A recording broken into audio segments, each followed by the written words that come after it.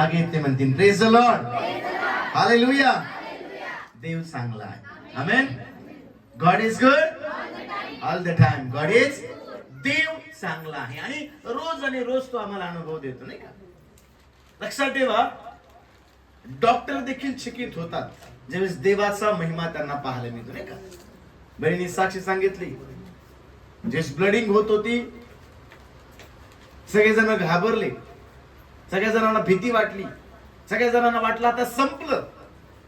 पण ज्यावेळेस प्रार्थना करायला सुरुवात केली, ज्यावेळेस प्रार्थना केली, देवबापानं काम केलं आणि डॉक्टर म्हणतोय असं कधीच घडलं नाही, पण ब्लडिंग होत असताना देखील देवबापानं एक सुंदरसा मुलगा त्या बहिणीला दिला. किती महान देवाची आम्ही सेवा करणारे लोक आहोत, ठीक आहे. प्रभूला गौरव असो. यावेळेस देवाच्या पवित्र वचनाकडे आम्ही जाणार आहोत, कारण बायबल आम्हाला सांगतं जगामधील प्रत्येक गोष्टीला एक एक्सपायरी डेट आहे. तुम्ही पाहाल, यास आम्ही बाजारामध्ये एखादी वस्तू खरेदी करायला जातो आणि त्या वस्तूवरती ती वस्तू ज्या दिवशी बनली आणि ज्या दिवशी ती खराब होणार आहे, एक्सपायर होणार आहे, तिची एक्सपायरी डेट तिच्यावर लिहिलेली आहे. जगामध्ये प्रत्येक गोष्टीची एक एक्सपायरी डेट आहे.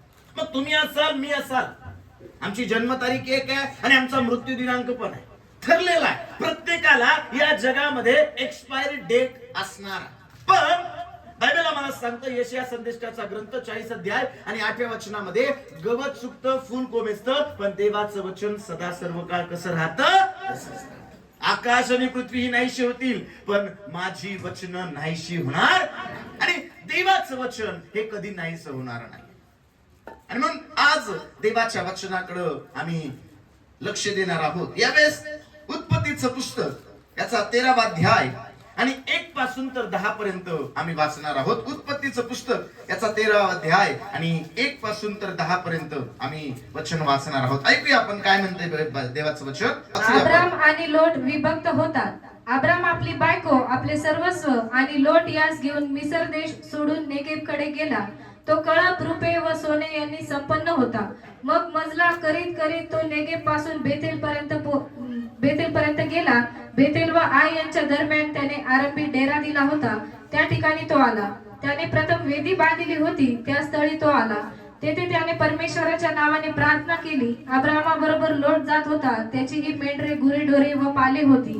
त्यास एकत्र राहण्यास तो प्रदेश पुरेना, कारण त्याची मालमत्ता एवढी झाली की त्यास एका स्थळी राहता येईना. शिवाय अब्रामाच्या व लोटाच्या गुराखीची भांडणे होऊ लागली.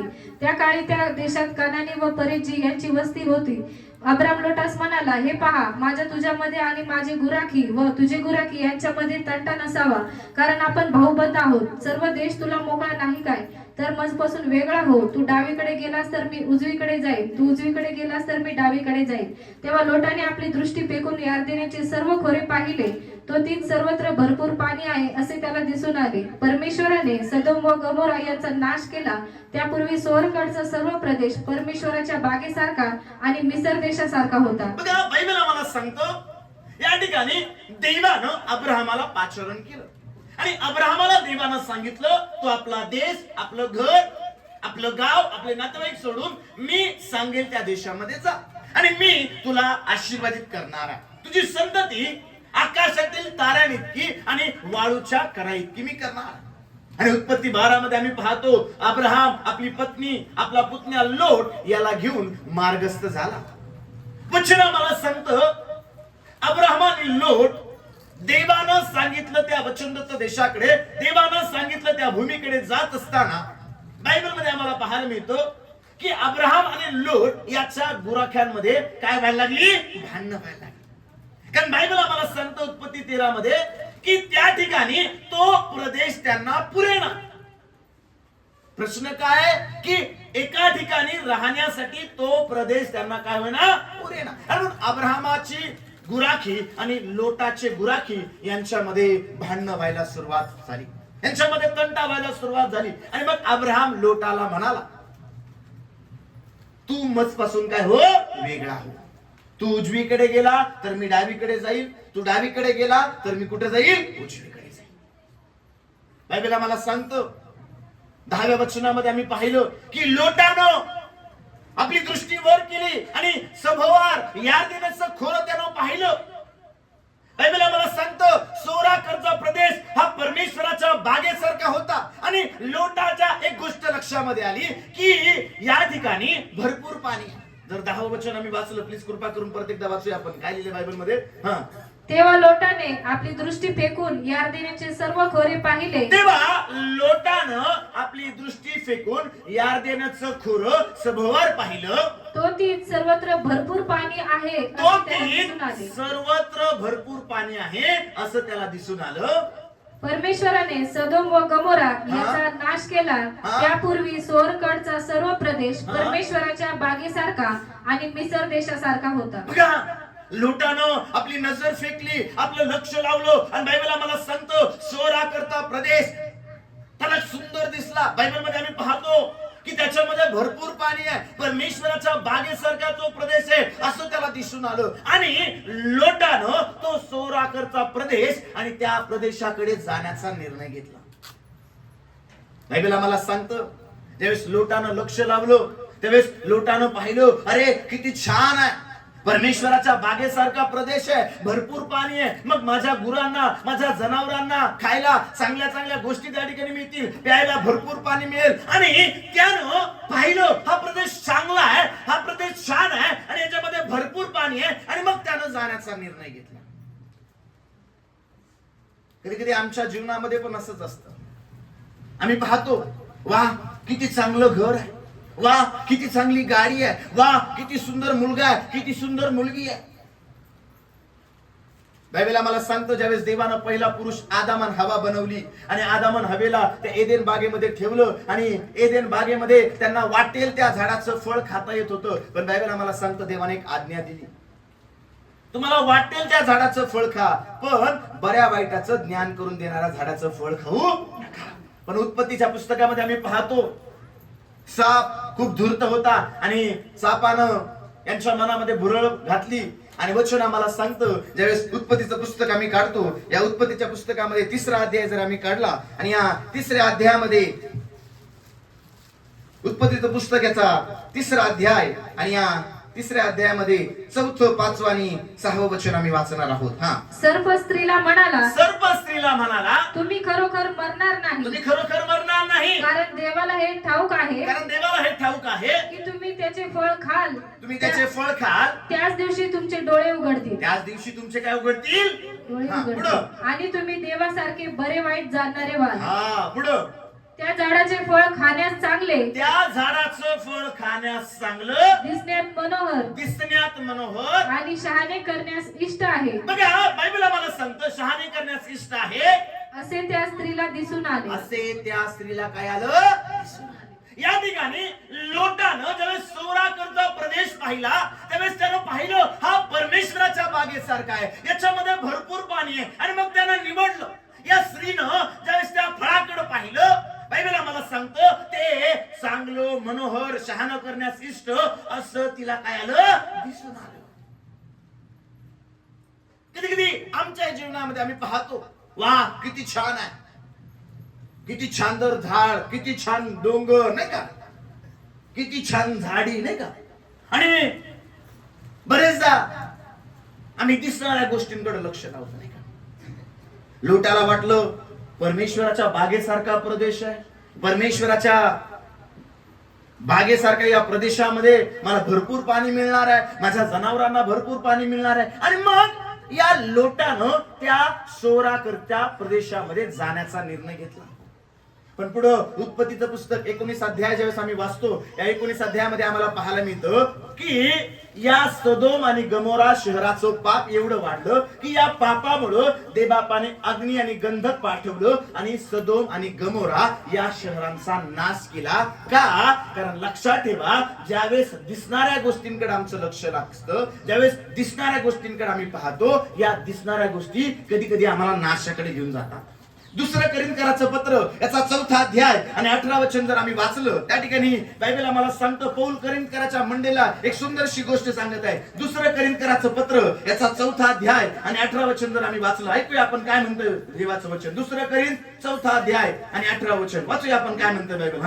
आम्ही दृश्य गोष्टीकडे नाही, आम्ही दृश्य गोष्टींकडे नाही तर अदृश्य गोष्टींकडे अदृश्य गोष्टींकडे लक्ष लावतो. लक्ष लावतो. कारण कारण दृश्य गोष्टी क्षणिक आहेत, क्षणिक आहेत, पण पण अदृश्य गोष्टी सार्वकालिक सार्वकालिक आहेत. लोटानं पाहिलं किती सुंदर आहे, लोटानं पाहिलं परमेश्वराच्या बागेसारखा प्रदेश आहे, लोटानं पाहिलं भरपूर पाणी आहे, पण जे दिसतं तसं नसतं आणि म्हणून जग फसतं. दिसायला खूप सुंदर दिसलं, सोराकडचा प्रदेश, वा किती भारी आहे, वा किती सुंदर आहे, भरपूर याच्यामध्ये पाणी आहे. त्या स्त्रीनं पाहिलं किती चांगलं, किती मनोहर, शहाणे करण्यास इष्ट असं फळ हे आहे. पण या फळाच्या द्वारे या आदामन हवेच्या जीवनामध्ये देवाची आज्ञा त्यांनी मोडली आणि बायबल आम्हाला सांगतं देवाविरुद्ध त्यांनी पाप केलं. आणि ज्या एदेन बागेमध्ये, म्हणजेच एदेन या शब्दाचा अर्थ आहे ज्या आनंदामध्ये ते राहत होते, देवबापानं एदेन बागेमधून त्यांना बाहेर काढलं. आणि बायबल आम्हाला सांगतं देवानं स्त्रीला आणि मनुष्याला, सापाला काय दिला? श्राप दिला. आजकाल लोक दिसणाऱ्या गोष्टींकडे लक्ष आहे. चांगलं घर, चांगली गाडी, चांगली पत्नी, सगळं चांगलं चांगलं चांगलं चांगलं लोकांना पाहिजे. आजकाल ज्यावेळेस जगामध्ये आम्ही जातो, किती सुंदर ती गाडी आहे, किती सुंदर ते घर आहे, किती सुंदर तो बंगला आहे, किती सुंदर, सगळं सुंदर नाही का? आणि मग दिसण्याच्या द्वारे, पाहण्याच्या द्वारे लोकांचं त्या गोष्टींवरती प्रेम होतं. आणि आम्ही पाहतो बरेचदा या गोष्टीमुळं अनेकांना वेगवेगळ्या संकटांचा, समस्यांचा सामोरा करावा लागतो. पौल म्हणतो जे दिसणार आहे, जे दृश्य आहे ते क्षणिक आहे. आम्ही दृश्य गोष्टींकडे, म्हणजे फक्त दिसतायत अशा गोष्टींकडे लक्ष लावत नाही, तर आम्ही कोणत्या गोष्टींकडे लक्ष लावतो? ज्या दिसत नाही. पहिलं योहानाचं पुस्तकाचा, पहिलं योहानाचं पत्र याचा 2रा अध्याय आणि 15 ते 17 वचनामध्ये बायबल आम्हाला सांगतं जग आणि जगातल्या गोष्टींवर काय करू नका? प्रीती करू नका. वाचूया आपण काय म्हणतं बायबल, वाचा बरं. पहिलं योहानाचं पत्र याचा 2रा अध्याय आणि 15 पासून तर 17 पर्यंत. पहिलं योहानाचं पत्र याचा 2रा अध्याय 15 पासून 17 पर्यंत. जगावर व जगातल्या गोष्टीवर प्रीती करू नका. जगावर व जगातल्या गोष्टींवर प्रीती करू नका.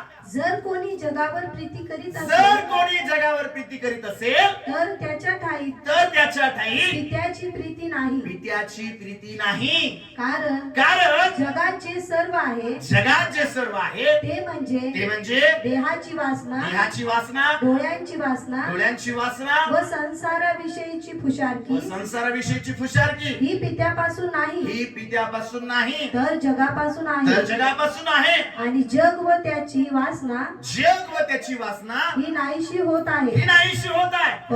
पण देवाच्या इच्छेप्रमाणे देवाच्या इच्छेप्रमाणे करणारा सर्व काळ राहतो. बघा, जग आणि जगातल्या गोष्टींचा काय होणार आहे? नाश होणार आहे. या जगामध्ये जी वस्तू आहे तिला एक एक्सपायरी डेट आहे. ती आज ना उद्या, उद्या ना परवा संपणार आहे. जे घर आज आम्हाला खूप सुंदर वाटतं, ज्या घराकडे पाहून आम्हाला आनंद वाटतो, ते घर आज ना उद्या जुनं होणार आहे, खराब होणार आहे, त्याला तडा पडणार आहे. जी गाडी आज आम्हाला शोरूम मध्ये असताना खूप सुंदर वाटते, आज ना उद्या ती खराब होणार आहे, तिचा कलर उडणार आहे, तिची एक्सपायरी डेट होणार आहे, काही दिवसानंतर ती मार्केटमध्ये बंद होणार आहे. आजकाल तरुणांमध्ये आम्ही पाहतो, वा किती सुंदर मुलगी आहे, वा किती सुंदर मुलगा आहे, आणि मग दिसण्यावरती प्रेम होतो. काही दिवसानंतर ज्यावेळेस ही सुंदरता हळूहळू वयानुसार, वेळेनुसार बदलत जाते, कमी कमी होत जाते, आणि मग सुंदरतेवर प्रेम असल्या कारणानं जशी सुंदरता कमी झाली तसं प्रेम कमी झालं. आणि मग परिवारांमध्ये वाद विवाद, समस्या, अडचणी, भांडणं त्या ठिकाणी होताना आम्हाला पाहायला मिळतात. आजकाल सगळं जग दिसण्याकडे लोकांचं लक्ष आहे. चांगलं घर, चांगली गाडी, चांगला बंगला, चांगलं कुटुंब, चांगलं चांगलं चांगलं चांगलं, प्रत्येकाला चांगलं चांगलं पाहिजे. कधी कधी आम्ही म्हणतो नाही का, अनेक लेकर मी ज्यावेळेस त्यांना भेटतो त्यावेळेस म्हणाल, नाही मी त्या मुलीला पहिल्यांदा त्या लग्नामध्ये पाहिलं आणि मला प्रेम झालं आणि मला तिच्याशीच लग्न करायचं. आणि मग तिच्याशी लग्न करण्यासाठी वेगवेगळ्या गोष्टींचा सामना करतो, वेगवेगळ्या अडचणींचा सामना करतो, वेगवेगळा त्रास होतो. कधी कधी आम्ही पाहतो, काही दिवसांपूर्वी एका मुलीचा मला फोन आला, आणि ज्यावेळेस मला तिचा फोन आला त्यावेळेस तिने मला सांगितलं, पाळक साहेब माझ्या घरी भांडणं खूप होत आहे, माझे पती, माझे सासू सासरे मला खूप त्रास देत आहेत, आणि माझ्या जीवनामध्ये खूप दुःखाचा मी सामोरा करत आहे. आणि मग मी तिला विचारलं, बाई किती दिवस झाले लग्नाला? तिने सांगितलं वर्षभर झाला असेल. म्हटलं मग घरचे सगळे काम तू करत असतील? नाही ना म्हणे, मला काहीच येत नाही, मला भाकर करता येत नाही, मला चपात्या करता येत नाही. म्हटलं मग धुणं भांडे बाकीचे तर काम करत नाही ना? मग वॉशिंग मशीन मध्ये मी धुणं टाकते, भांडे कसे कसे धुते. आणि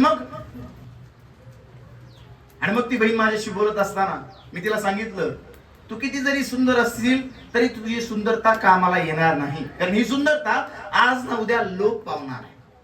आणि मग मराठीमध्ये एक म्हण आहे, देखना दिवा आणि भीतीवर ठेवा.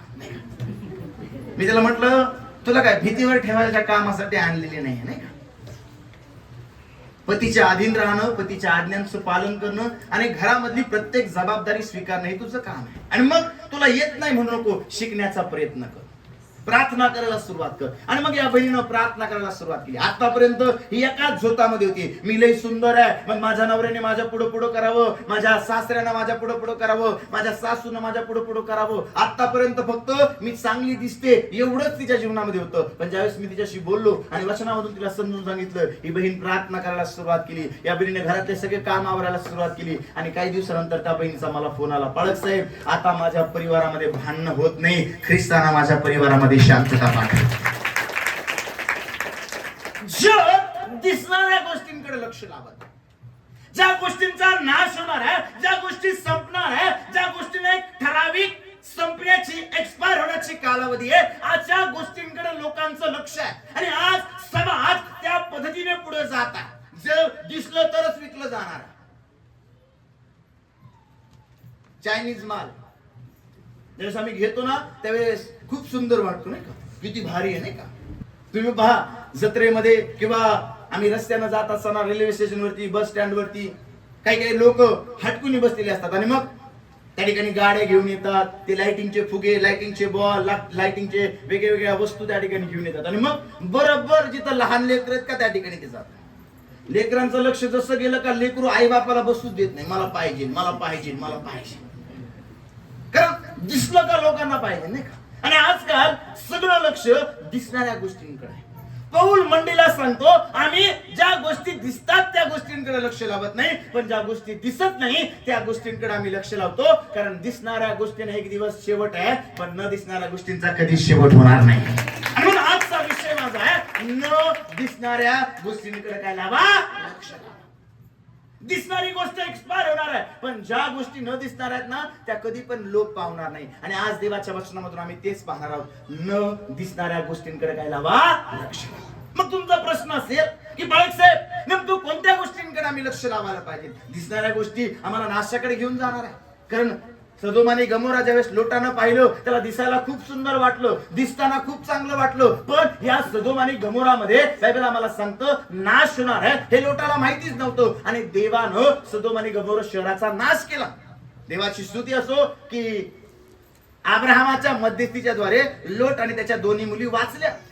त्याची पत्नी पाठीमागे पाहत होती म्हणून ती मिठाचा खांब झाली. देवानं एका व्यक्तीच्या मध्यस्थीच्या प्रार्थनेच्या द्वारे या लोटाला आणि त्याच्या परिवाराला वाचवलं. आज मला तुम्हाला सांगू द्या, इथं बसलेल्या प्रत्येक व्यक्तीला आज तुमच्या मध्यस्थीच्या द्वारे भारताचं तारण होणार आहे. आणि म्हणून मध्यस्थी करणं बंद करू नका, प्रार्थना करणं बंद करू नका. लोटाला वाटलं आता हा प्रदेश चांगला आहे, इथं माझी वाढ होईल, माझ्या जनावरांची वाढ होईल, माझ्या परिवाराची वाढ होईल आणि माझ्या आशीर्वादांची पण वाढ होईल. पण लक्षात ठेवा, जसं दिसतं तसं नसतं, म्हणून जग फसतं. फक्त दिसणाऱ्या गोष्टींकडे पाहिलं, देवाला विचारलं नाही, मनानं त्या ठिकाणी निर्णय घेतला आणि त्या ठिकाणी जाण्याचा निर्णय घेतल्यानंतर आम्ही पुढे पाहतो या लोटाला आणि त्याच्या परिवाराला एका मोठ्या संकटाला सामोरं जावं लागलं. पण देवाला धन्यवाद की अब्राहमाच्या मध्यस्थीच्या द्वारे देवा आपण त्याला बाहेर काढलं. आज आमचं पण लक्ष कधी कधी या जगिक गोष्टींकडे असतं.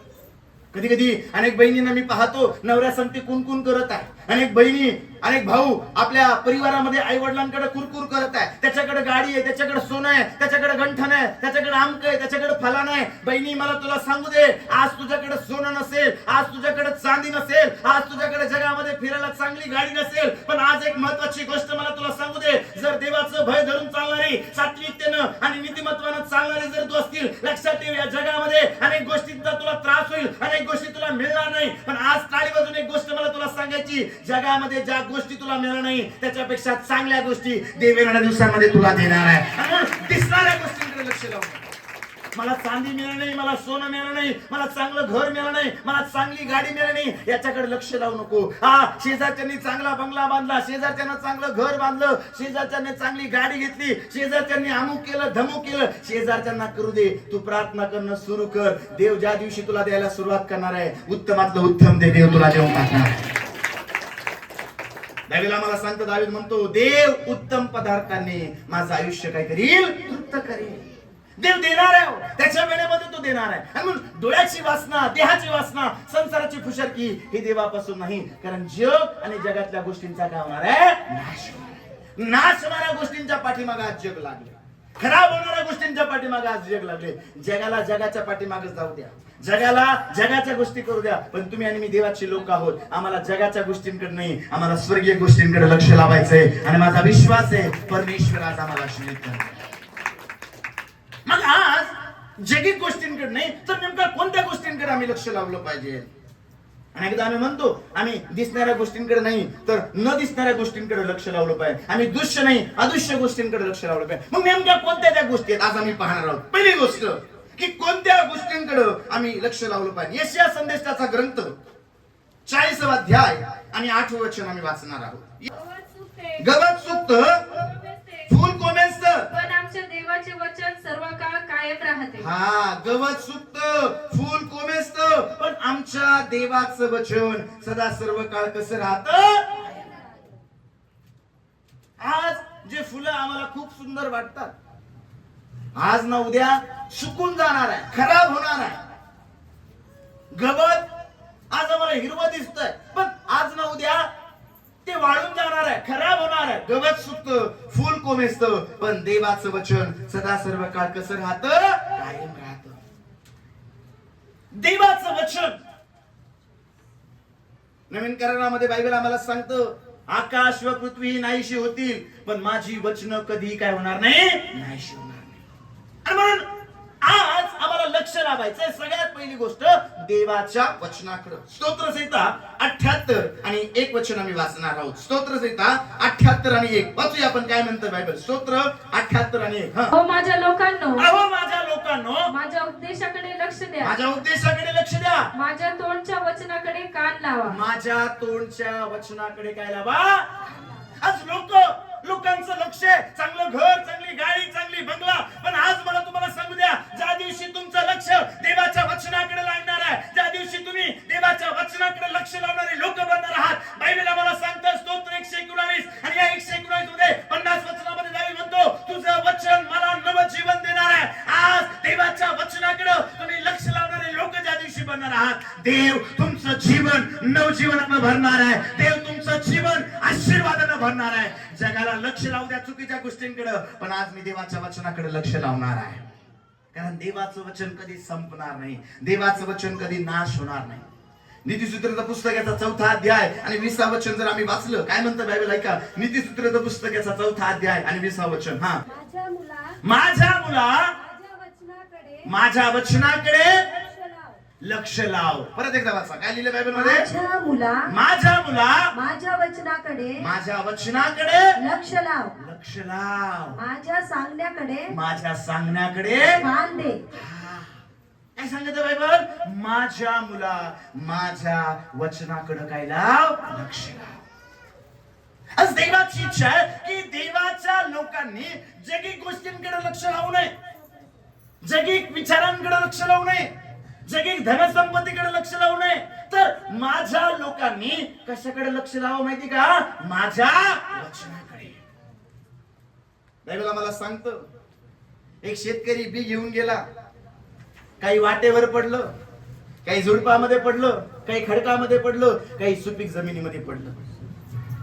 बायबल आम्हाला सांगतं, जे सुपीक जमिनीमध्ये पडलं त्यानं 30 पट 60 पट आणि 100 पट काय आणलं. काही वाटेवर पडलं ते पक्ष्यांनी वेचून नेलं, खडकामध्ये पडलं त्याची वाढ झाली पण सूर्य आल्यानंतर ते मावळून गेलं, काट्यामध्ये पडलं त्याची वाढ काट्यांनी खुंटली, पण जे सुपीक जमिनीमध्ये पेरलं ते 30 पट 60 पट आणि 100 पट कापतीस आलं.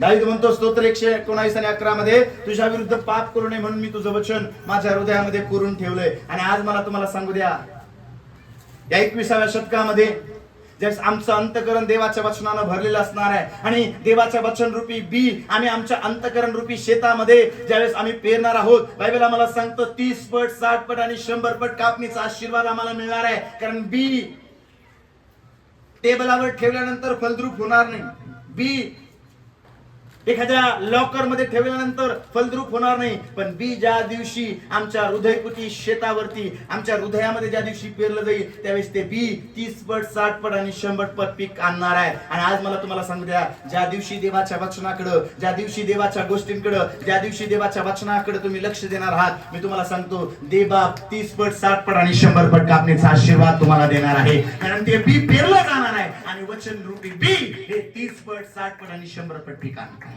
आज लक्ष लावा देवाच्या वचनाकडे. आज वचन म्हटलं का लोकांना काटा येतो, आज वचन म्हटलं का लोकांना खूप वेगळं वाटतं. नाही, तासन तास पिक्चर आम्ही पाहू शकतो, तासन तास गप्पा आम्ही करू शकतो, तासन तास निंदा आम्ही ऐकू शकतो, तासन तास चुगले आम्ही करू शकतो, तासन तास प्रवास आम्ही करू शकतो, पण तासन तास आम्ही देवाचं वचन ऐकू शकत नाही. आशीर्वाद काय आहे माहिती का? कारण आमचं लक्ष जगिक गोष्टींकडे आहे, ज्या गोष्टी नाश होणार आहे. पण ज्या दिवशी तुमचं लक्ष देवाच्या वचनाकडे लागणार आहे, मी तुम्हाला सांगतो देव तुमच्या जीवनाला आशीर्वादानं भरून काढणार आहे, देव तुमच्या जीवनाला त्याच्या कृपेनं भरून काढणार आहे आणि देव आशीर्वादाचं कारण तुम्हाला बनणार आहे. आमेन म्हणता का? हालेलुया. पहिली गोष्ट, कशाकडे लक्ष लावा? देवाच्या वचनाकडे. देवाचं वचन मौल्यवान आहे, देवाच्या वचनामध्ये सामर्थ्य आहे, देवाचं वचन नवजीवन देणार आहे, देवाचं वचन प्रकाश देणार आहे, देवाचं वचन आमच्या जीवनाला शांती देणार आहे. आणि म्हणून देवाच्या वचनाकडे लक्ष लावणारे लोक बना, जगी गोष्टींकडे नाही तर कशाकडे लक्ष लावा? देवाच्या वचनाकडे. दुसरी गोष्ट, यशाया संदेशाचा ग्रंथ 28वा अध्याय आणि 23वा वचन आम्ही वाचणार. पहिली गोष्ट, देवाच्या वचनाकडे लावूया लक्ष. दुसरी गोष्ट, यशाया संदेशाचा ग्रंथ याचा 28 अध्याय आणि 23 वचन वाचूया. आपण काय म्हणतो बायबल? कान देऊन माझी वाणी ऐक, माझी वाणी ऐक, लक्ष लावून माझे वचन ऐक. हा, कान देऊन माझी वाणी ऐक, लक्ष देऊन माझे वचन ऐक. बघा, देवा त्याच्या वचनामधून काय सांगत आहे?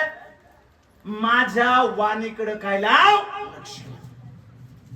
आजकाल लोकांचं लक्ष शेजारचा काय म्हणत आहे, कंपनीतला काय म्हणत आहे, रस्त्यामध्ये कोण काय म्हणत आहे, इकडं कोण काय बोलत आहे, तिकडं कोण काय बोलत आहे, आमचा कान कायम लागलेला नाही. म्हणजे एक म्हणे, भीतीला पण काय असतात का? शेजारचा काय बोलतो याचे कान लागलेलेच, गल्लीतले काय म्हणते कान लागलेलेच. आणि थोडं कानावर काही पडलं का लगेच भांडण सुरू. तू माझ्या बरोबर असा म्हणत होता, तू माझ्याबद्दल तसा म्हणत होता, झाले भांडण सुरू. आजकाल लोकांचं लक्ष कुठे माहिती का? हा काय बोलला, तो काय बोलला, ती काय बोलली. लक्षात ठेवा, जगाच्या बोलण्याकडे तुम्ही लक्ष लावाल ना, नाश व्हाल. पण ज्या दिवशी देवाच्या बोलण्याकडे तुम्ही लक्ष लावाल ना, देव येणाऱ्या दिवसांमध्ये तुमच्या जीवनात महान काम करणार आहे. पहिले शमूएलाचं पुस्तक याचा 3रा अध्याय आणि 3ऱ्या अध्यायामध्ये शमूएल बाळ एली समक्ष देवाच्या मंदिरामध्ये सेवा करत असताना देवबापाने त्याला आवाज दिला, शमूएला शमूएला. बायबल मला सांगतं, शमूएल एलीकडे जाऊन म्हणतो बोला. शमूएल एली त्याला म्हणतो मी नाही आवाज दिला. एकदा झालं, दोनदा झालं, तीनदा झालं. एलीला समजलं की शमूएलाशी देव बोलत आहे. आणि मग एली त्याला म्हटला, आता ज्यावेळेस आवाज येईल त्यावेळेस म्हण, बोल प्रभू तुझा दास काय करत आहे. शमूएल गेला, परत एकदा निजला आणि परत एकदा वाणी झाली, शमूएला शमूएला. आणि मग शमूएल म्हणतो, बोल प्रभू तुझा दास ऐकत आहे. आणि आज मला तुम्हाला सांगू द्या, ज्यावेळेस शमूएलाशी देव बोलायला सुरुवात झाली, शमूएलाशी देव ज्यावेळेस बोलायला सुरुवात केली, बायबल आम्हाला सांगतं देवानं एलीच्या घराण्याविरुद्ध आणि येणाऱ्या दिवसांमध्ये इस्रायल देशामध्ये काय करणार आहे याचं रहस्य शमूएल बाळाला प्रगट केलं. आज मला तुम्हाला सांगू द्या, ज्या दिवशी तुमचं लक्ष देवाची वाणी ऐकायला लागणार आहे, ज्या दिवशी तुम्ही आपलं लक्ष देवाची वाणी ऐकण्याकडे करणार आहात, येणाऱ्या दिवसांमध्ये तुमच्या परिवारामध्ये, तुमच्या कुटुंबामध्ये, तुमच्या देशामध्ये काय करणार आहे हे देव तुम्हाला सांगणार आहे, तुम्हाला कळवणार आहे. देव तुमच्याशी बोलायला सुरुवात करणार आहे. कुठेतरी आमेन म्हणताय का? शमूएलाशी कोण बोलला? पण शमूएलाचे कान कुणाची वाणी ऐकायला लागले? देवाची. आज आमचे कान याचं ऐक, त्याचं ऐक, निंदा ऐक, नालस्ती ऐक, चुगली ऐक, हेच ऐकण्यामध्ये आमची कुणी स्तुती केली तर आम्हाला तिथून उठवत पण नाही. अजून बोल ना बाबा, अजून तुम्ही लय भारी. बोला प्रेज द लॉर्ड. एका ठिकाणी एक दिवशी मी गेलो आणि प्रभूला गौरव असतो. जस मी गेल्यानंतर त्या ठिकाणी बसलो. अनेक जणांनी माझ्याकडे पाहिलं, त्यावेळेस दाढी नव्हती, मिशा नव्हत्या. आणि मग पाळक साहेबांनी सांगितलं, देवाचे सेवक औरंगाबाद वरून आमच्यामध्ये आलेत आणि देव त्यांचा खूप अद्भुत रीतीने वापर करतो. देव त्यांच्याद्वारे वचनाद्वारे आमच्याशी बोलतो. लोक माझ्याकडे पाहायचे आणि लोकांना वाटायचं हे कोण आहे, एवढी तर पोरग दिसतंय नाही. मी बसलो, वचनाची वेळ झाली, मी वचनाला गेलो. वचनाला सुरुवात झाली. 1 तास झाला, 2 तास झाला, 3 तास झाला, 3.5 तास झाले. वचन चालू आहे. लोक बाहेर जायचे, आपल्या नातेवाईकांना घेऊन यायचे. लोक बाहेर जायचे, आपल्या नातेवाईकांना घेऊन यायचे. आणि 3.5-4 तास तो संदेश चालला. नंतर प्रार्थना झाल्या. देवबापाने अनेकांशी बोलला. देवबापाने अनेकांच्या प्रार्थनेचं उत्तर त्यांना दिलं. आणि मग लोक माझ्याकडे यायचे. लोक मला म्हणायचे, किती छान संदेश, किती छान बोलता तुम्ही. आम्हाला आधी असं वाटलं काय हे पोरग, आता तुम्ही किती छान बोलता नाही का. सैतान मला म्हणे, बघ तुझ्यासारखा कोणीच नाही. मी सैतानाला म्हटलं, येशूच्या नावात मी तुला काय करतो. कधी कधी आमची लोक स्तुती करतात, आम्हाला बरं वाटतं ऐकायला. हा ना, किती भारी बोलला ना देव. लक्षात ठेवा, देवानं आम्हाला निर्माण केलंय, देवानं आम्हाला बनवलंय. आमच्याद्वारे फक्त त्या देवाची महिमा व्हावी, आमच्याद्वारे फक्त त्या प्रभूची महिमा व्हावी. लक्षात ठेवा, आजकाल आम्हाला आमची स्तुती ऐकायला खूप चांगलं वाटतं, आम्हाला निंदा ऐकायला खूप चांगलं वाटतं. पण लक्षात ठेवा, निंदा ऐकणं, जगाच्या गोष्टी ऐकणं मला आशीर्वादाकडे घेऊन जाणार नाही. पण ज्या दिवशी मी देवाची वाणी ऐकायला शिकणार आहे, माझं जीवन आशीर्वादानं भरणार आहे. योहानाचं पुस्तक याचा 10वा अध्याय आणि 4 आणि 5 वचनामध्ये जेव्हा मी वाचतो, 27 वचनामध्ये जेव्हा मी वाचतो, त्या ठिकाणी बायबल आम्हाला सांगतो, माझी मेंढरं माझी वाणी काय करतील, ऐकतील. माझी मेंढरं माझी काय ऐकतील, वाणी ऐकतील. आता मी देवाची जर मेंढर आहोत ना, मेंढर या नात्यानं आम्हाला त्याची वाणी ऐकणारं जीवन जगणं गरजेचं आहे. आज मला माहित नाही तुम्ही काय ऐकता, पण ज्या दिवशी तुम्ही देवाचं ऐकायला लागाल ना, आशीर्वाद तुमच्या जीवनामध्ये यायला सुरुवात होणार आहे. आमेन म्हणाल का हो? लुकाचं शुभवर्तमान आणि या 17व्या अध्यायामध्ये आम्ही पाहतो 10 कुष्ठरोगी येशू ख्रिस्ताकडे आले. बायबल आम्हाला सांगतं आजारानं जीवन भरलंय. बायबल आम्हाला सांगतो परिवारापासून दूर आहे, कुटुंबापासून दूर आहे, आजार जीवनामध्ये. आणि ते म्हणते, गुरुजी आमच्यावर दया करा. येशू ख्रिस्त त्यांना म्हणतो, जा आणि याचकाला दाखवा. बायबल आम्हाला सांगतं त्या काळामध्ये नियम होता, जोपर्यंत कुष्ठरोगामधून माणूस शुद्ध होत नाही तोपर्यंत तो याचकाला दाखवू शकत नाही. पण बायबल आम्हाला सांगतं, या कुष्ठरोग्यांनी येशूचा शब्द ऐकला, जा आणि याचकाला दाखवा. कुठल्याही प्रकारची शंका न करता, कुठल्याही प्रकारची कुशंका न करता देवाच्या शब्दाकडे त्यांनी लक्ष दिलं. देव काय सांगत आहे या गोष्टीकडे त्यांनी लक्ष दिलं. आणि बायबल आम्हाला सांगतो, याचकाकडे जायला निघाले. आणि वचनामध्ये आम्ही पाहतो, जाता जाता ते शुद्ध झाले. आज मला तुम्हाला सांगू द्या, ज्या दिवशी देवाच्या आवाजाकडे, देवाच्या वाणीकडे तुम्ही लक्ष द्यायला सुरुवात करणार आहात, देव तुमचं जीवन आशीर्वादाने भरणार आहे. तुमचे आजार निघून जाणार आहे, तुमची समस्या निघून जाणार आहे. का? कारण तुम्ही देवाचं ऐकलेलं आहे. हालेलुया. योहानाचं शुभवर्तमान 21 अध्यायामध्ये आम्ही पाहतो, येशू ख्रिस्ताचे शिष्य रात्रभर मासे पकडत आहे. रात्रभर आपला ज्ञानाचा वापर केला, बुद्धीचा वापर केला, रात्रभर आपल्या अनुभवाचा वापर केला. येशू ख्रिस्त पहाटेच आला आणि येशू म्हणतो, बाळांनो मला खायला द्या, आमच्याकडे काही नाही आहे. येशू म्हटला, मछव्याच्या उजव्या बाजूला काय टाका, झाड टाका. आता मासे हे कधीच तळाजवळ नसतात. आपण म्हणू शकतो मासे हे कधीच बेटाजवळ किंवा ज्या ठिकाणी होड्या वगैरे थांबल्या जातात त्या ठिकाणी मोठे मासे कधीच नसतात. मोठे मासे हे बरोबर खोल समुद्रामध्ये असतात. रात्रभर मासे पकडण्याचं काम केलंय, एकही मासा मिळाला नाही. आता पेत्र आणि त्याच्या बरोबरचे सगळे साथीदार यांचं आयुष्यभर एकच काम त्यांनी केलंय, मासे पकडण्याचं. लहानपणापासून तर म्हातारपणापर्यंत यांना मासेमारी व्यवसायाबद्दलची सगळी माहिती आहे. आपण म्हणू शकतो मासेमारीमध्ये PhD झाली त्यांची, कारण बालपणापासून मासे पकडत आहे. तुम्ही जा, जे मासेमारी करणारे लोक आहेत, आपल्या चर्चचे काही लेकरं राहतात आणि ते मासे पकडतात. मागच्या काही दिवसांपूर्वी आम्ही गेलो होतो, त्यांचे 5-5, 6-6 वर्षाचे मुलं पण त्या होड्यांमध्ये जातात, मासे पकडतात. ज्यावेळेस मी पाहिलं मला अद्भुत वाटलं. म्हटलं अरे, छोटे छोटे मुले पण मासे पकडतात. म्हणजे लहानपणापासून कोणता मासा कुठं भेटेल, मासे जास्त कुठं भेटतील, कोणत्या जातीचे भेटतील, म्हणजे त्या तलावाबद्दल, त्या नदीबद्दल, त्या समुद्राबद्दल त्यांना बरीचशी माहिती. आता पेत्र लहानपणापासून मासे पकडण्याचं काम करत आहे. कारण त्याचा खानदानी पेशा आहे मासे पकडणं.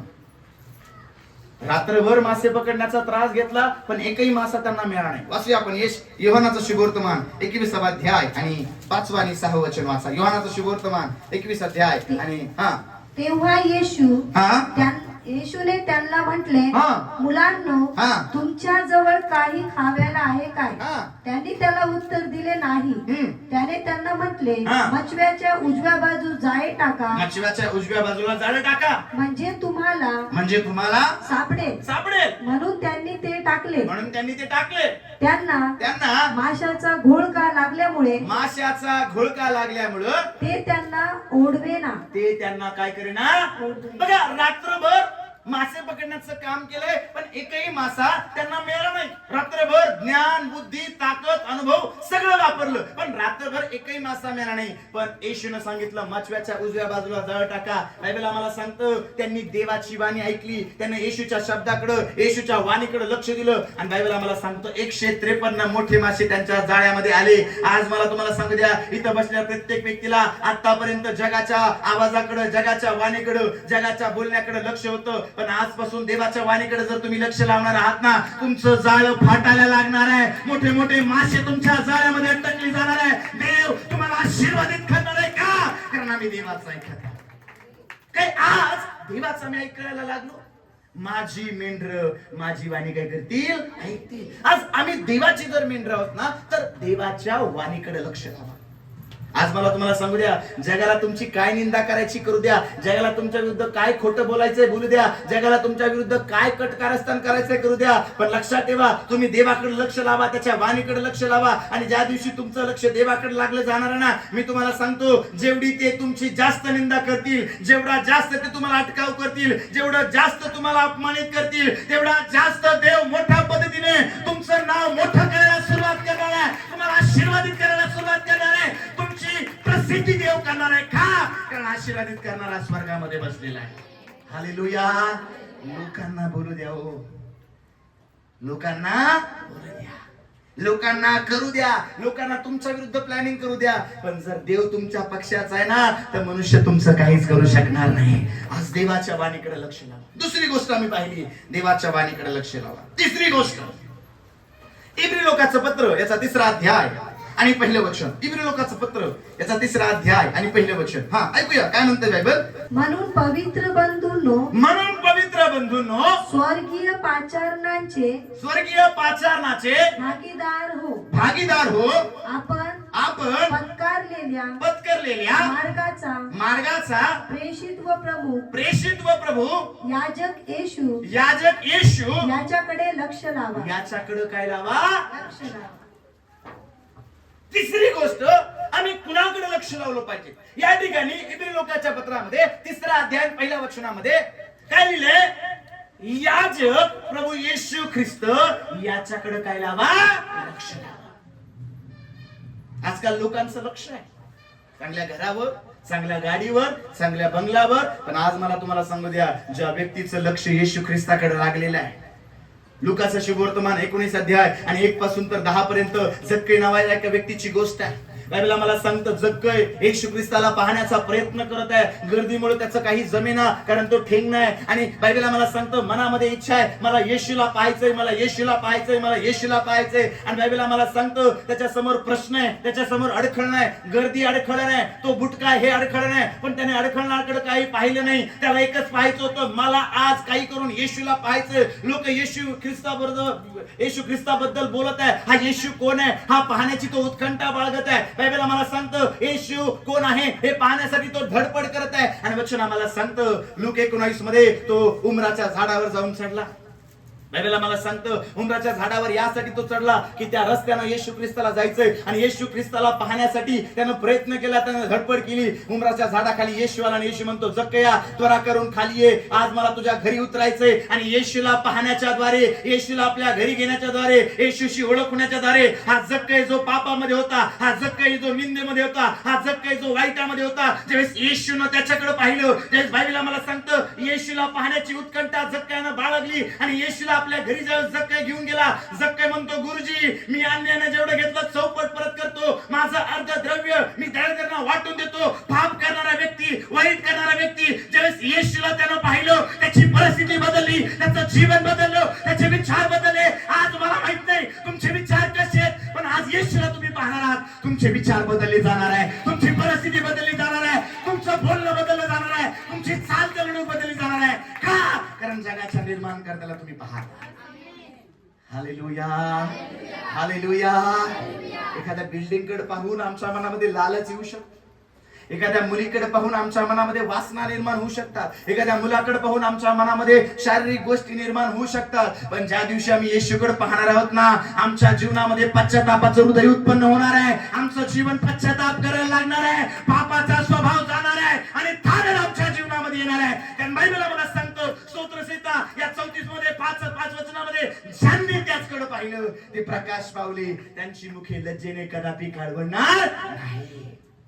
आज मला माझं लक्ष देवाकडे लावायचंय. आतापर्यंत याच्याकडे पाहिलं, त्याच्याकडे पाहिलं, त्याच्याकडे पाहिलं, काही फायदा झाला नाही. पण आज माझ्या भावा, आज माझ्या बहिणी, आपलं लक्ष येशूकडे लाव. त्या देवाकडे पाहायला सुरुवात कर, त्या येशूकडे लक्ष लावायला सुरुवात कर. आतापर्यंत अंधारामध्ये जीवन जगत आहे, आतापर्यंत पापामध्ये जीवन जगत आहे, आतापर्यंत वाईटामध्ये जीवन जगत आहे. पण ज्या दिवशी येशू ख्रिस्ताकडे पाहायला सुरुवात करणार आहे, तुझं जीवन बदललं जाणार आहे, तुझी परिस्थिती बदलली जाणार आहे. कारण देव तुला सामर्थ्याने आशीर्वादित करणार आहे.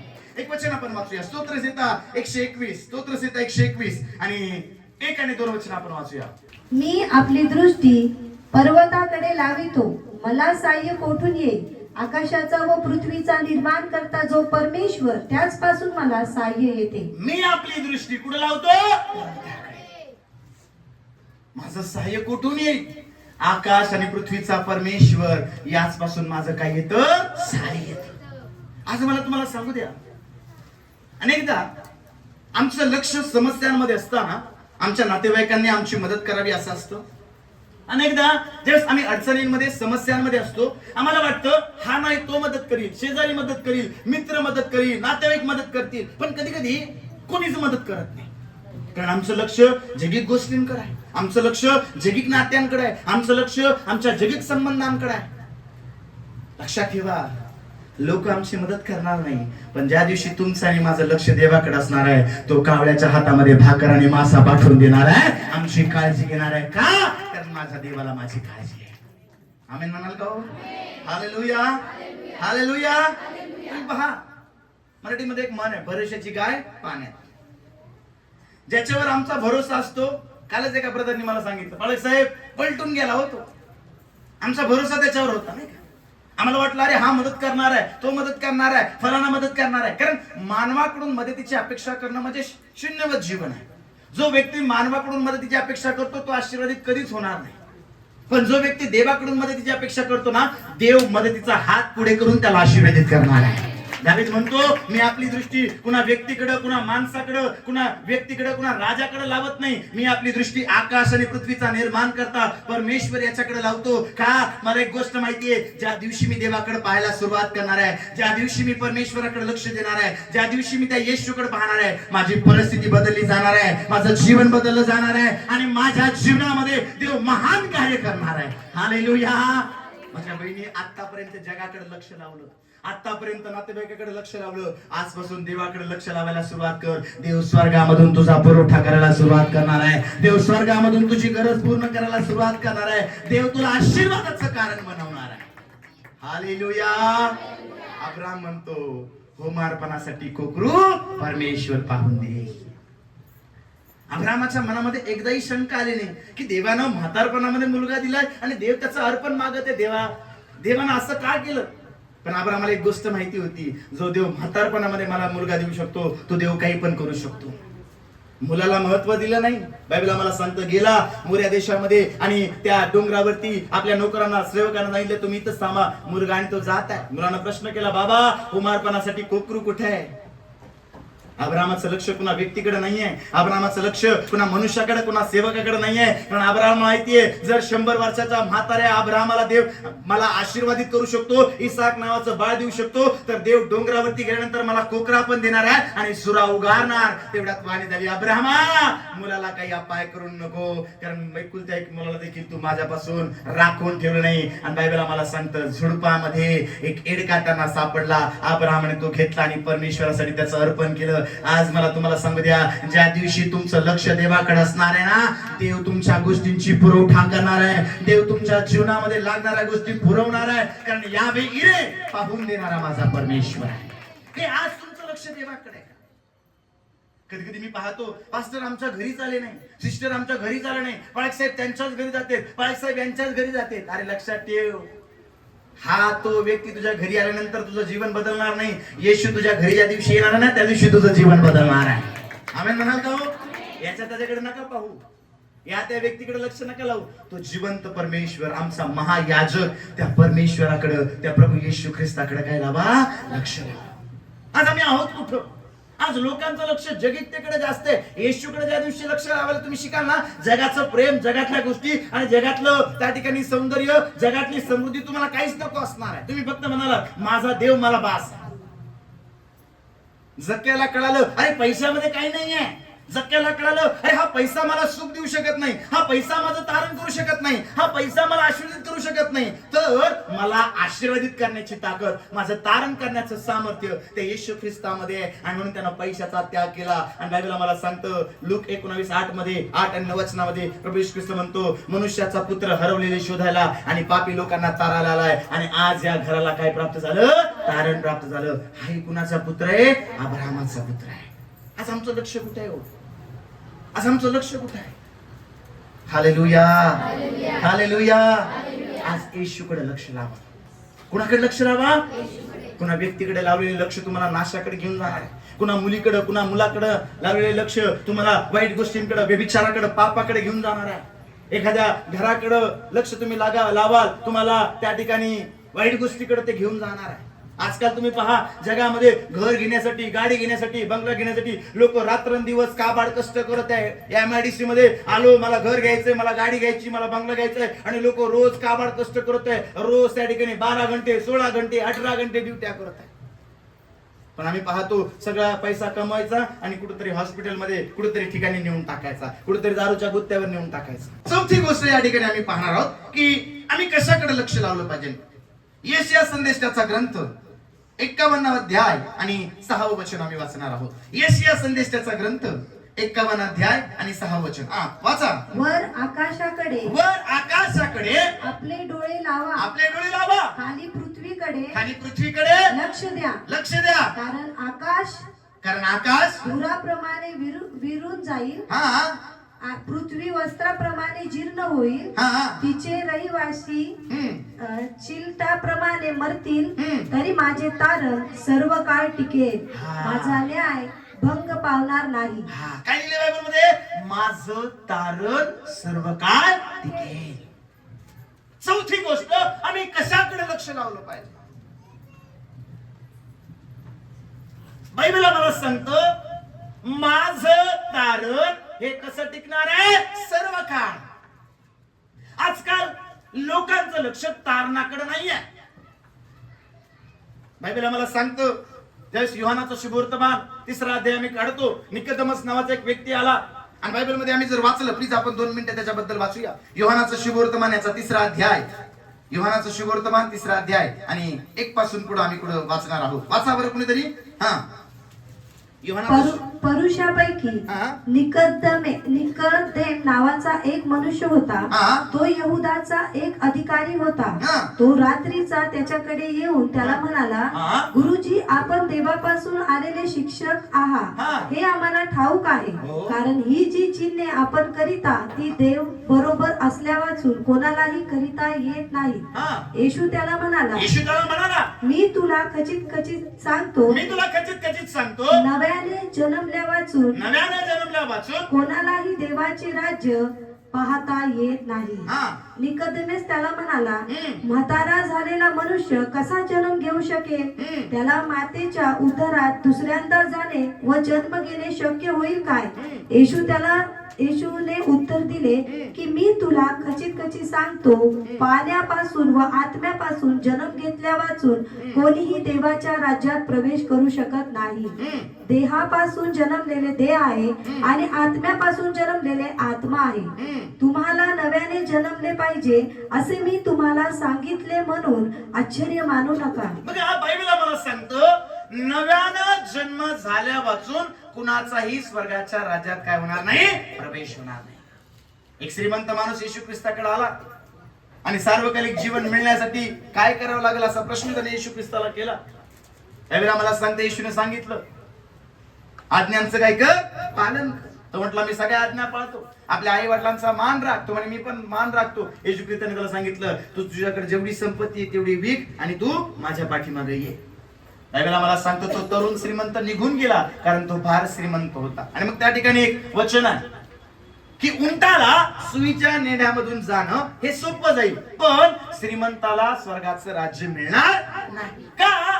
कारण श्रीमंताचं लक्ष कुठे माहिती का? आपल्या श्रीमंतीकडे. श्रीमंताचं लक्ष कुठे आहे? आपल्या प्रॉपर्टीकडे, आपल्या बंगल्याकडे, आपल्या गाडीकडे. बघा, आज अनेक लोक असे आहेत की त्यांना झोप येत नाही. मी अनेक लोक पाहिलेत, प्रॉपर्टी भरपूर आहे, पैसा भरपूर आहे, पण त्यांना छान झोप येत नाही, नाही का? का माहिती का? कारण लक्ष, माझी प्रॉपर्टी कोण घेऊन जातोय का काय, माझा पैसा कोण घेऊन जातोय का काय, माझ्या गोष्टी कोण घेऊन जातोय का काय, नाही का? आणि आजकाल लोकांचं लक्ष फक्त आणि फक्त आपल्या प्रॉपर्टीकडे, आपल्या पैशाकडे. आपल्याला मला हे करायचंय, मला ते करायचंय, मला फलानं करायचंय, पण आजकाल लोकांचं लक्ष तारणाकडे नाही आहे. मला तुम्हाला सांगू द्या, जगामध्ये फेमस होण्यापेक्षा, एक देवाचे सेवक म्हणतात या जगामध्ये मी फेमस आहे, पण जर स्वर्गाला माझं नाव माहिती नाही ना तर माझं फेमस होणं व्यर्थ आहे. कारण जग आणि जगातल्या गोष्टींचा काय होणार आहे? नाश होणार. येशू ख्रिस्त काय म्हणतो निकोदेमसला? जोपर्यंत नव्यानं जन्म होत नाही तोपर्यंत स्वर्गाच्या राज्यामध्ये आमचा काय होणार नाही, प्रवेश होणार नाही. तारण होणं गरजेचं आहे. म्हणून तारणाकडे लक्ष लावणारे लोक बना. योहान 3:16 सांगतो, देवानं जगावर एवढी मोठी प्रीती केली की त्यानं आपला एकुलता एक पुत्र दिला. कशासाठी? तुम्हाला आणि मला सार्वकालिक जीवन मिळावं, तुम्हाला आणि मला त्या तारणाचा अनुभव व्हावा. आणि बायबल आम्हाला सांगतो आकाशाखाली आणि पृथ्वीवर असं दुसरं कुठलंच नाव नाही ज्याच्यामध्ये तारण आहे. एकच नाव आहे आणि ते नाव येशूचं नाव आहे. आमेन म्हणाल का हो? हालेलुया. आणि म्हणून प्रेषित 16:31 मध्ये पौल म्हणतो, प्रभू येशू ख्रिस्तावर विश्वास ठेव म्हणजे तुझं आणि तुझ्या घराण्याचं काय होईल. जक्क्याला माहिती होतं ही प्रॉपर्टी गेली तरी चालेल, हा पैसा गेला तरी चालेल, मला पैसा, मला प्रॉपर्टी नकोय, पण मला तारण हवंय. त्यानं पैशाचा त्याग केला, प्रॉपर्टीचा त्याग केला, पण तारण मिळवलं. आणि ज्या दिवशी तुम्ही पैशापेक्षा, प्रॉपर्टीपेक्षा, घरापेक्षा तारणाला जास्त महत्व देणार आहात, बायबल मला सांगतो मत्त्याच्या शुभवर्तमानामध्ये 6:33 मध्ये प्रथमतः त्याचं राज्य आणि नीतिमत्वाचा शोध घ्या म्हणजे बाकीच्या गोष्टी तुमच्या पाठीमागे धावत येणार आहे. ज्या दिवशी तुम्ही तारणाकडे लक्ष द्यायला सुरुवात करणार आहात ना, या जगामधल्या उत्तम उत्तम गोष्टी येशूच्या नावामध्ये तुमच्या पाठीमागे धाव घ्यायला सुरुवात करणार आहे. का? कारण तुम्ही तारणाचा शोध घेणारे लोक आहात. Hallelujah, hallelujah. आजकाल बरेचसे लोक आपलं तारण का गमावतात माहिती का? मला हा बोलला, मला तो बोलला, मला फलाना बोलला, माझे नातेवाईक बोलले. मार्काचं शुभवर्तमान 10वा अध्याय 46 पासून 52 पर्यंत भारतीमय नावाच्या एका व्यक्तीची गोष्ट आहे. भारतीमय भिकारी आहे, रस्त्यावरती भीक मागण्याचं काम करत आहे आणि त्याने ऐकलं येशू ख्रिस्त या रस्त्याने जात आहे आणि त्याने येशू ख्रिस्ताला आवाज द्यायला सुरुवात केली, अहो नाझरेथकर येशू, अहो दावीद पुत्र, माझ्यावर काय करा. बायबल मला सांगतो आतापर्यंत रस्त्यावर पडलाय कुणी पाहिलं नाही, आतापर्यंत भीक मागत आहे कुणी पाहिलं नाही, आतापर्यंत निंदनीय परिस्थितीमध्ये कुणी पाहिलं नाही, पण ज्या दिवशी येशूला हाक मारायला सुरुवात केली त्या दिवशी बायबल मला सांगतो लोक आले आणि अनेकांनी त्याला गप्प करण्याचा प्रयत्न केला. लक्षात ठेवा, ज्या दिवशी तुम्ही दलदलीमध्ये आहात, चिखलामध्ये आहात, पापामध्ये आहात, वाईट गोष्टींमध्ये आहात, व्यसनामध्ये आहात, कुणी पाहणार नाही. पण ज्या दिवशी तुम्ही प्रार्थना करायला सुरुवात कराल, ज्या दिवशी तुम्ही येशूकडे याल, लोक येतील आणि तुम्हाला अडखळण करतील. लोक येतील आणि येशूचं नाव घेऊ नका, प्रार्थना करू नका म्हणून तुम्हाला अडकवायला सुरुवात करतील. लक्षात ठेवा, लोकांकडे पाहू नका, जगाकडे पाहू नका, त्या येशूकडे लक्ष लावा. बायबल आम्हाला सांगतं त्यानं लोकांकडनं पाहता अधिकच ओरडून मोठ्यानं म्हणाला, अहो नाझरेतकर येशू माझ्यावर दया करा. येशूने त्याचं ऐकलं आणि बायबल आम्हाला सांगतं येशूने त्याला बोलवलं. आणि वचनामध्ये आम्ही पाहतो येशूच्या जवळ आल्यानंतर जाताना बायबल आम्हाला सांगतं मार्क 10:50 मध्ये त्यानं आपलं वस्त्र टाकलं आणि येशूकडे गेला. आपलं जुनं जीवन त्यानं सोडलं आणि बायबल आम्हाला सांगतं आपलं जुनं पाप त्यानं सोडलं आणि येशूकडे गेला. आणि वचन आम्हाला सांगतं येशू त्याला म्हणतो मी तुझ्यासाठी काय करू. तो म्हणतो गुरुजी मला दृष्टी यावी. आणि बायबल आम्हाला सांगतं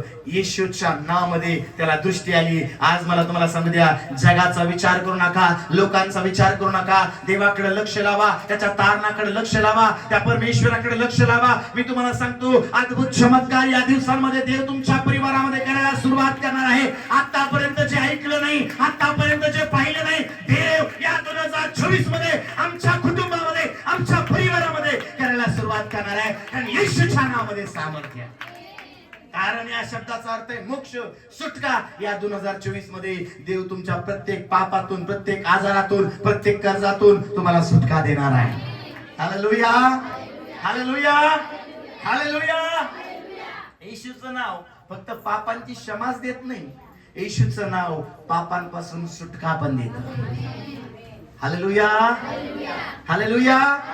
पापांची क्षमाच मिळत नाही तर पापांमधून काय मिळते? सुटका मिळते. आम्हाला पापांवर विजय मिळतो. कारण बायबल आम्हाला सांगतं तो परमेश्वर विजयशाली ख्रिस्त आहे. आज माझं लक्ष तारणाकडे आहे का? आज माझं लक्ष त्या ख्रिस्ताच्या तारणाकडे आहे का? हे पाहणं खूप गरजेचं आहे. ज्या दिवशी तुमचं लक्ष तारणाकडे लागणार आहे, ज्या दिवशी तुम्ही तारणाकडे लक्ष देणारे लोक बनणार आहात, मी तुम्हाला सांगतो परमेश्वर मोठ्या आशीर्वादाने तुम्हाला भरणार आहे. 5वी गोष्ट आम्ही पाहूया. नीतिसूत्रेचं पुस्तक 5वा अध्याय आणि 2रं वचन. नीतिसूत्रेचं पुस्तक याचा 5वा अध्याय 2रं वचन वाचा. नीतिसूत्रे म्हणून तू माझ्या ज्ञान शिक्षणाकडे लक्ष लाव. ज्ञान शिक्षणाकडे काय लाव?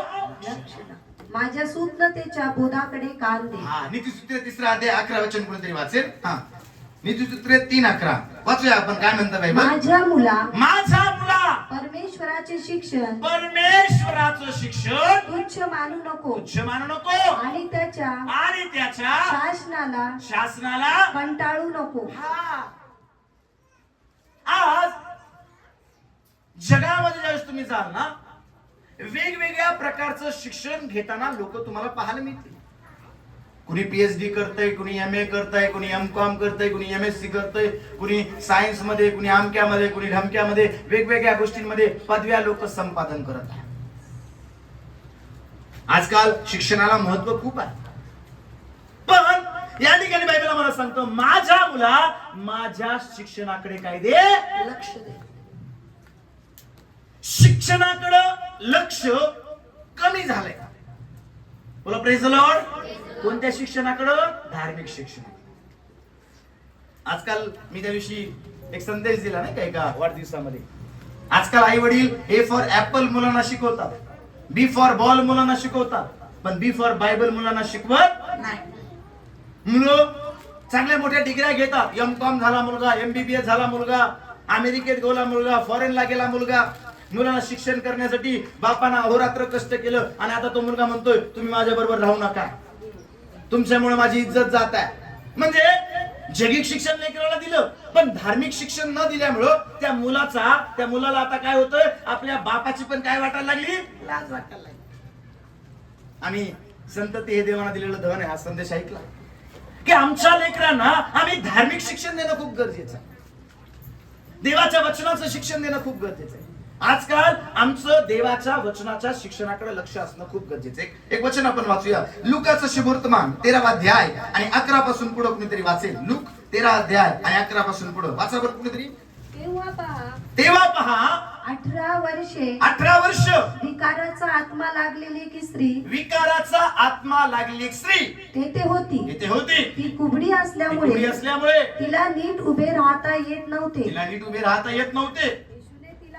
येशूने तिला पाहून बोलावलं आणि म्हटलं बाई तू आपल्या विकारापासून मुक्त झाली आहे, मुक्त झाली आहेस, त्याने त्याने तिच्यावर हात ठेवतात, ती सरळ झाली हा ती सरळ झाली. पुढं व देवाचा महिमा वर्णू लागली. बघा, 18 वर्ष विकाराचा आत्मा लागलेली एक स्त्री आहे. 18 वर्ष आजारामध्ये जीवन जगत आहे, 18 वर्ष त्रासामध्ये जीवन जगत आहे. बायबल आम्हाला सांगतो ती कुबडी आहे. 18 वर्षापासून या कुबडेपणामुळे ती नीट उभा राहू शकत नाही, ती नीट चालू शकत नाही. पण वचन आम्हाला सांगतो सभास्थानामध्ये येशू ख्रिस्त वचनाचं शिक्षण देत असताना बायबल आम्हाला सांगतो ती शिक्षण घेण्यासाठी सभास्थानामध्ये गेलेली आहे, देवाचं वचन ऐकण्यासाठी सभास्थानामध्ये गेलेली आहे, त्या वचनाचं शिक्षण घेण्यासाठी सभास्थानामध्ये गेलेली आहे. आणि मला आज तुम्हाला सांगू द्या, ज्या दिवशी तुमचं लक्ष देवाच्या वचनाकडे, देवाच्या वचनाच्या शिक्षणाकडे लागणार आहे, तुमचा आजार किती दिवसाचा आहे मला माहित नाही, तुमची समस्या किती दिवसाची आहे मला माहित नाही, पण येशूने तिच्याकडे पाहिलं, येशूने तिच्या डोक्यावर हात ठेवला.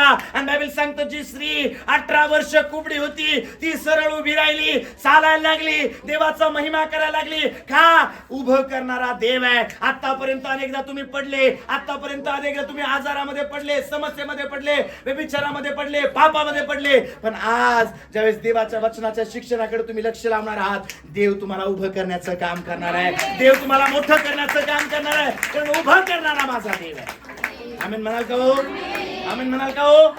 आज देवाच्या वचनाच्या शिक्षणाकडे काय लावा? लक्ष लावा. पहिलं तिमोथेचं पत्र 4 अध्याय आणि 13 वचन कुठेतरी वाचेल. पहिलं तिमोथी 4 अध्याय आणि 13 वचन ऐकूया आपण काय म्हणतो बायबल. हा, मी येईपर्यंत वचन, बोध व शिक्षण, वचन, बोध व शिक्षण याकडे लक्ष ठेव. कशाकडे लक्ष ठेव? वचन, बोध आणि शिक्षण. आज शिक्षणाकडे लक्ष देणारे लोक बना. इंस्टाग्राम तुम्हाला आशीर्वादित करणार नाही, फेसबुक तुम्हाला आशीर्वादित करणार नाही, व्हॉट्सअप तुम्हाला आशीर्वादित करणार नाही.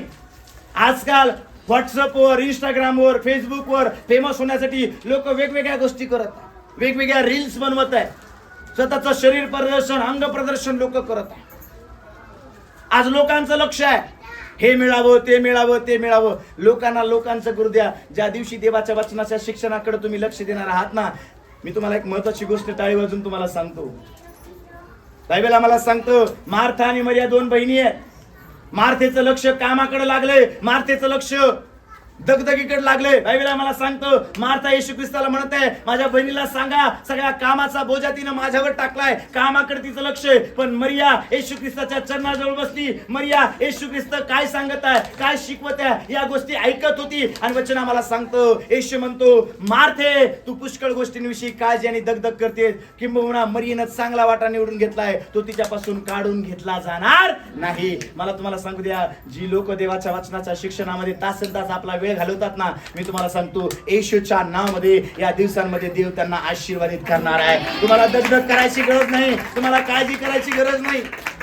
यशाया संदेशाचा ग्रंथ 52 अध्याय 12 वचनामध्ये असलेले तुम्हाला घाईघाईनं निघावं लागणार नाही, तुम्हाला पळ काढावं लागणार नाही. का? कारण तुमचा पुढारी कोण असणार आहे? देव असणार आहे. आजपासून देवाच्या वचनाच्या शिक्षणाकडे काय लावा? लक्ष लावा. पहिलं तिमोथी 6 अध्याय आणि 3 वचन वाचूया आपण. पहिलं तिमोथी 6 अध्याय 3 वचन ऐका काय म्हणतोय बायबल. जर कोणी हा अन्य तऱ्हेचे शिक्षण देतो हा? आणि आपल्या प्रभू येशू ख्रिस्ताची जी सुवचने हा? ती व सुभक्तेनुसार जे शिक्षण ते मान्य करीत नाही, हा? तर तो गर्वाने फुगलेला आहे, हा? त्याला काही कळत नाही, हा? तो वादविवाद व शब्दयुद्ध यामुळे वेडा बंद आहे. बघा या ठिकाणी पण बायबल आम्हाला सांगतो देवाच्या खऱ्या शिक्षणाकडे काय द्या? लक्ष द्या. आजकाल अनेक खोटे शिक्षण जगामध्ये आहे. मागच्या काही दिवसांपूर्वी यहोवा विटनेस वाले लोक आले नाही का, मोठ्यानं प्रार्थना करायची नाही, वलांडन सण पाळायचा. काही दिवसांपूर्वी काही लोक आले ओनली जीसस, फक्त येशूच्याच नावामध्ये बाप्तिस्मा द्या. पण बायबल आम्हाला सांगतं प्रभू येशू ख्रिस्ताने सांगितलं पित्याच्या, पुत्राच्या आणि पवित्र आत्म्याच्या नावामध्ये काय द्या? बाप्तिस्मा. आणि आज काय होते माहिती का, लोकांकडे खरं शिक्षण नसल्यामुळं या खोट्या शिक्षणाला लोक लवकर बळी होत आहे. मी काही दिवसांपूर्वी गडचिरोलीला गेलो होतो आणि त्या ठिकाणी एका पाळक साहेबांनी मला सांगितलं, म्हणे पाळक साहेब इकडे असे काही लोक आलेत आणि ते लोकांना सांगत आहे गरम पाण्याचा बाप्तिस्मा घ्या. कोणत्या पाण्याचा? मी म्हटलं का बरं? नाही म्हणे गरम पाण्याचा बाप्तिस्मा घेतला का लवकर पवित्र आत्मा भेटतो. मी त्यांना म्हटलं मग किती लोकांना भेटला? म्हणे अहो आमच्या गडचिरोलीतले बरेचसे लोक जाते आणि त्या ठिकाणी चुकीच्या शिक्षणाकडे वळते. का बरं चुकीच्या शिक्षणाकडे लोक वळतात? कारण त्यांच्याकडे खरं शिक्षण नाहीये. आजकाल लोक भुलवले का जातात माहिती का? कारण लोकांकडे बायबल नाहीये. आज लोकांकडे देवाच्या वचनाचं खरं शिक्षण नाहीये आणि तो घेण्याचा त्यांनी प्रयत्न केला नाही. आम्हाला माहितीच नव्हतं. येशू ख्रिस्त आल्यानंतर येशू ख्रिस्त म्हणेल, हे बायबल मी तुला दिलं होतं, तुला माहितीच नाही. बायबल आम्हाला सांगतं नियमशास्त्राचा हा ग्रंथ सदैव तुझ्या मुखी असू दे. याला सोडून इकडे तिकडे पाहू. या संदेश ग्रंथातली वचनं वाचणारा, ऐकणारा व त्याप्रमाणे आचरण करणारा, हे सगळे कसे आहेत? धन्य. शिक्षण घे कोणी सांगितलं? देवाने. बायबल आम्हाला सांगतं सगळं विक आणि ज्ञान संपादन करून घे. आजकाल लोक, मी एका लग्नामध्ये गेलो आणि त्या लग्नामध्ये गेल्यानंतर त्या लोकांनी मला सांगितलं, म्हणे पाळक साहेब उशीर झालाय, 10 मिनिटात लग्न लावा. किती मिनिटात लग्न लावा? मी म्हंटल एक काम करा, मी लग्न लावत नाही. मी माझी बॅग घेतली आणि मी उतरलो. डीजे वर नाचायला 3 घंटे, नवरीला तयार व्हायला 2 घंटे, नवरदेवाला तयार व्हायला 1 घंटा आणि लग्न लावायला 10 मिनिट, वचन ऐकायला 10 मिनिट. एका ठिकाणी एका परिवारात मी गेलो आणि त्यांनी मला सांगितलं, पाळक साहेब आता लय उशीर झालाय, एकदम 10 मिनिटात वचन सांगा, 5 मिनिटात प्रार्थना करा, लगेच जेवायला बसू. त्याच्या आधी मी पाहिलं मोठा साऊंड चालू आहे, गाणे चालू आहेत, लोक नाचत आहेत, हे करत आहेत, हुंदडत आहेत. मी आवाज दिला त्या मुलीला, त्या मुलाला. तो मुलगा आला, म्हणे 10 मिनिटं माझी बायको तयार होत आहे, 10 मिनिटं माझी बायको तयार होत आहे. 10 मिनिटं म्हणता म्हणता 1 घंटा झाला. पण त्याची बायको काय तयार होऊन आली? त्याची बायको तयार होऊन आली, आई तयार होऊन आली, सगळं कुटुंब तयार होऊन आलं. आणि मग नंतर मला, पाळक साहेब एक काम करा, आता लवकर आवरा, नाही का. 6वी गोष्ट आम्ही पाहणार आहोत. कशाकडे लक्ष द्यावा? कलसीकराचं पत्र याचा 4था अध्याय आणि 17 वचन वाचा. काय म्हणतं बायबल? आखिपाला सांगा की जी सेवा तुला प्रभू मध्ये मिळाली आहे ती पूर्ण करण्याकडे काय दे? लक्ष दे. जी सेवा मिळाली आहे ती पूर्ण करण्याकडे काय दे? लक्ष दे. आज लोकांचं लक्ष, हा काय म्हटला, तो काय म्हटला, ही काय बोलली, यानं काय घेतलं, यानं काय केलं, पास्टरनी काय केलं, सिस्टरनी काय केलं, ब्रदरनी काय केलं. कधी कधी मी पाहतो त्याच प्रोग्राम असतात, पास्टर तो करत नाही, पास्टर हा करत नाही, पास्टर फलाना करत नाही.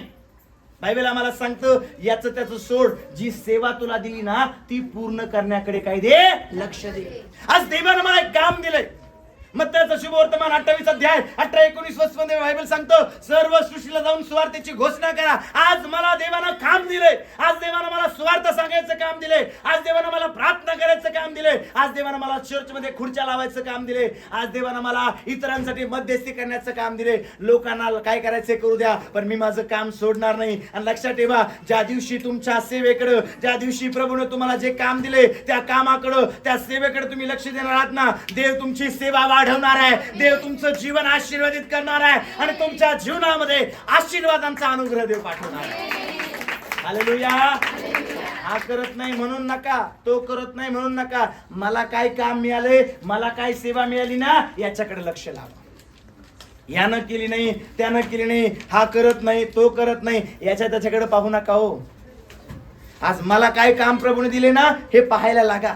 आज मला जी सेवा दिली ना ती सेवा पूर्ण करा. कुणाला इतरांसाठी प्रार्थना करायची सेवा असेल, कुणाला चर्च मधल्या चटई टाकायचं काम असेल, कुणाला बॅक स्टेज असेल, कुणाला फ्रंट स्टेज असेल. अनेकदा मी पाहतो पहाटे 5च्या प्रार्थनेत पाळक साहेब त्याची आराधना होती पण तो फोनच उचलत नाही. लक्षात ठेवा, एक महत्वाची गोष्ट मी तुम्हाला सांगत आहे. बायबल आम्हाला सांगतं जर तुम्ही बोलले नाही ना तर कोण ओरडतील? धोंडे ओरडतील.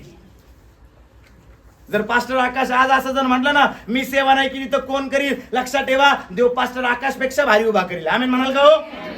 का? कारण देवाला सगळं काही कसं आहे? तुमच्या आणि माझ्यामुळे देवाची सेवा कधीच राहत नाही. पण मला जर आशीर्वादित व्हायचंय ना तर मला जे काम प्रभूने दिले ते काम मला न चुकता न घाबरता प्रभू सांगत आहे तोपर्यंत करत राहणं गरजेचं आहे.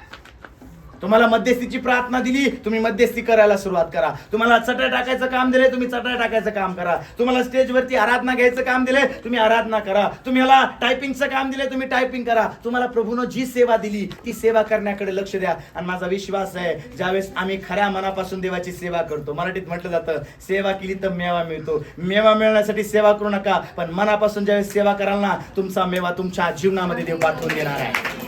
कारण त्यावेळेस सांगतो मला काय लागतं हे सांगण्या अगोदर माझ्या देवाला माहिती आहे. माझ्या सेवेत मी एक गोष्ट पाहिली, आतापर्यंत देवानं प्रत्येक गोष्टीचा पुरवठा केला, मला कधीच कमतरता आली नाही. का?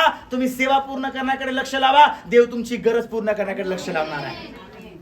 जर तुमच्याकडे दर्शन आहे ना, इंग्लिश मध्ये असं म्हटलं जातं व्हिजन आहे तर प्रोव्हिजन आहे. जर तुमच्याकडे सेवा करण्याचं दर्शन आहे ना, तर तुम्हाला लागणाऱ्या गोष्टींचा पुरवठा देव स्वरांगामधून करणार आहे. व्हिजन प्रोव्हिजन आहे. जर दर्शन आहे, देव पुरवठा करणार आहे. मला देवाची सेवा करायची, मग मी मोरिया देशात डोंगरावर जाणार. मला लागणारा एडका, मला लागणारा यज्ञ पशु कोण देणार आहे? देव देणार आहे. देव देवाचं काम करणार आहे, तुम्ही तुमचं काम करा. जी सेवा प्रभूने तुम्हाला दिली ती सेवा पूर्ण करण्याकडे लक्ष द्या. 7वी गोष्ट, गलतीकाराचं पत्राचा 6वा अध्याय 1 वचन काय म्हणतं बायबल? बंधुजन हो, कोणी माणूस एखाद्या दोषात सापडला तरी जे तुम्ही आध्यात्मिक वृत्तीच्या ते तुम्ही आशाला सौम्य वृत्तीने तळ्यावर आणा. हा, तूही परीक्षेत पडू नये म्हणून स्वतःकडे लक्ष दे. हा, काय लिहिलंय? तू ही परीक्षेत पडू नये म्हणून कुणाकडे लक्ष दे? आज जगामध्ये मी एक गोष्ट पाहिली, जगाचं तारण करता करता स्वतःचं तारण अनेक लोक गमावून बसतात. कधी कधी आम्ही लोकांना सांगतो प्रार्थना करा, बायबल वाचा, अमुक करा, धमुक करा. जगा सांगे ब्रह्मज्ञान, स्वतः कोरडे पाष. बोला प्रेज द लॉर्ड. बायबल काय सांगतं? स्वतःकडे काय लाव? लक्ष लाव. आम्ही ज्यावेळेस जगाकडे 2 बोट करतो ना, त्यावेळेस 3 बोट कोणाकडे असतात? आमच्याकडे. पण आम्ही विसरून जातो, तो असा आहे, तो तसा आहे, तो फलाना आहे, तो बुसता नाही, तो तसा आहे, त्याच्या तिप्पट तू तसा आहे, तो वाईट आहे, तू महावाईट आहे. कारण काय माहिती का? आम्ही लोकशाहीच्या देशामध्ये राहतो. ज्याला जास्त मतदान तो निवडून येतो. मग 3 आणि 2 याच्यामध्ये मतदान कोणाला जादा आहे? 3 ला. म्हणजे मतदान सगळ्यात जास्त कुणाकडे येतंय? आम्ही स्वतःकडे लक्ष द्यायच्या ऐवजी तो चुकला, त्यानं पाप केलं, त्यानं अमकं केलं, त्यानं तमकं केलं. बायबल आम्हाला सांगतं माझ्या बंधूंनो, तुमच्यापैकी एखादा जण पडला तर त्याला बाहेर काढण्यासाठी तुम्ही काय करा? मदत करा. एखादा पापात पडलाय. आजकाल काय होतं माहिती का? आम्ही 2 घंटे प्रार्थना केली का आम्हाला असं वाटतं बाकीचे सगळे जण पापी आहे. आम्ही 2 घंटे बायबल वाचलं का आमच्यासारखं कोणीच नाही हो प्रियांनो. कधी कधी काय होतं माहिती का? आम्ही व्यक्ती दोषामध्ये जाऊन पापामध्ये पडतो. आम्ही कधी कधी गर्व करून पापामध्ये पडतो. बायबल सांगतं गर्व आला का काय ठेवलेलं आहे?